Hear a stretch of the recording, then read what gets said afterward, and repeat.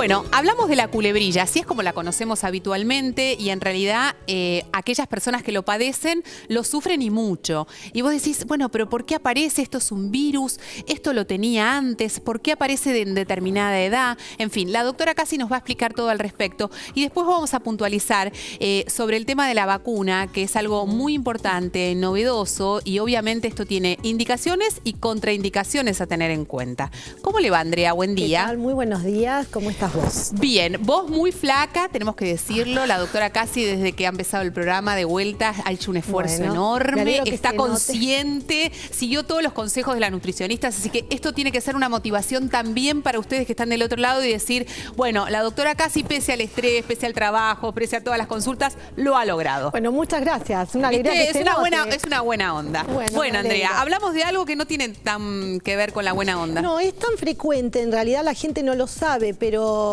las estadísticas dicen que 1 cada 3 personas a lo largo de su vida pueden padecer el herpes zóster o la culebrilla en el dicho popular. ¿Sabes lo que significa la culebrilla? No. Es un término que viene del latín que significa cinturón o faja, sí. Y de ahí aparece un mito que en realidad precisamente vamos a negarlo, que es que el peligro o el miedo que la gente tiene de que se una en algún momento las lesiones formando un cinturón. Claro, porque las lesiones en general aparecen a esta altura, más o menos. Es una de las localizaciones más frecuentes. ¿Y qué es la lesión? Bueno, en realidad el herpes zóster, nosotros vamos a hablarlo en términos como corresponde, es la reactivación, es una patología, es la expresión de la reactivación de un virus que es el de la varicela y que queda después de padecerla clínicamente.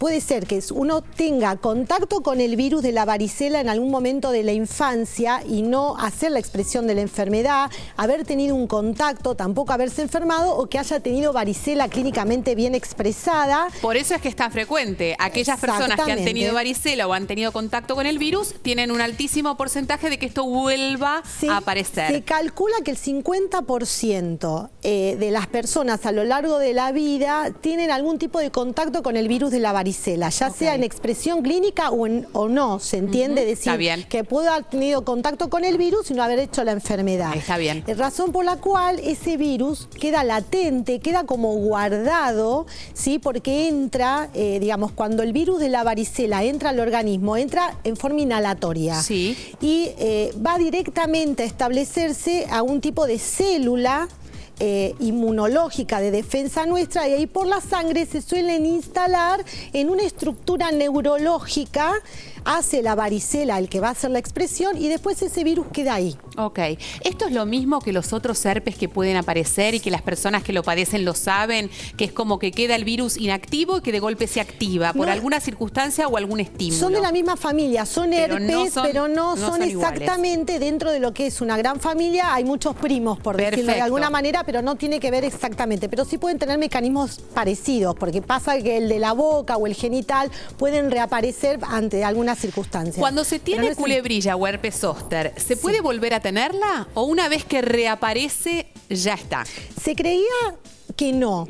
Se creía que no, pero en realidad hay unos estudios que obviamente vienen de la mano de estudios americanos en donde algunas personas con ciertas predisposiciones y con cierta situación de estrés o de tratamientos de base que pueden inmunocomprometerlos, pueden un 2% aparecer dentro de los 5 o 6 años posteriores de haber tenido un herpes zóster, vuelta a aparecerle. ¿Esto está vinculado con la baja de defensas? O sea, estamos, porque vos mencionaste recién el estrés, o sea, ¿hay una circunstancia particular donde esto se puede hacer más? No se sabe exactamente qué lo gatilla, pero hay situaciones predisponentes. Pacientes que han tenido varicela de chicos y que, por ejemplo, en algún momento de su evolución de la vida necesitan corticoterapia, por ejemplo, tratamiento. Bueno, eso hace que haya una disminución de la defensa y puede aparecerle el herpes. Suele acompañar a veces en circunstancias oncológicas, el paciente inmunodeprimido por alguna otra razón,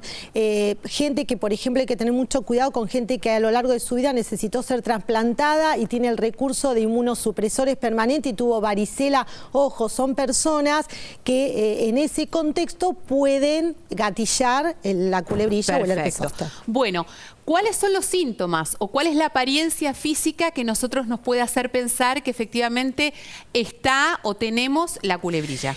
Antes de describirla, en primer lugar, y un poquitito, me olvidé algo importante. Es muy frecuente, pero muy frecuente en pacientes mayores de 60 años. Claro. Eso es una predisposición ya de por sí, pero ¿por qué?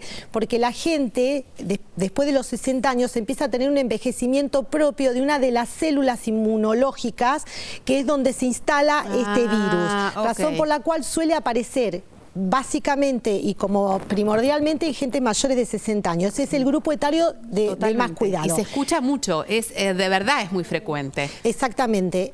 Respecto a los síntomas, bueno, hay que saber que es una enfermedad que en el 70-80% antes de que aparezca una lesión característica que es la vesícula o la ampolla, lo mismo que parece cuando con la somos varicela, niños, sí. Exactamente, la varicela es una de las eruptivas caracterizada precisamente por ampollitas, por vesículas. Vesícula o ampolla es toda la lesión que tiene una sobrelevación de una de las capas de la piel y tiene líquido adentro. Perfecto. O un fluido.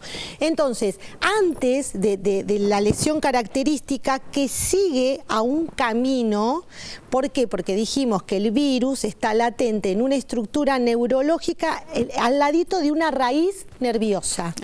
¿Sí? O sí que sigue el nervio. Exactamente, sigue un camino de nervio sensitivo. Lo más común es que suceda en el dorso, generalmente a la altura de las mamas.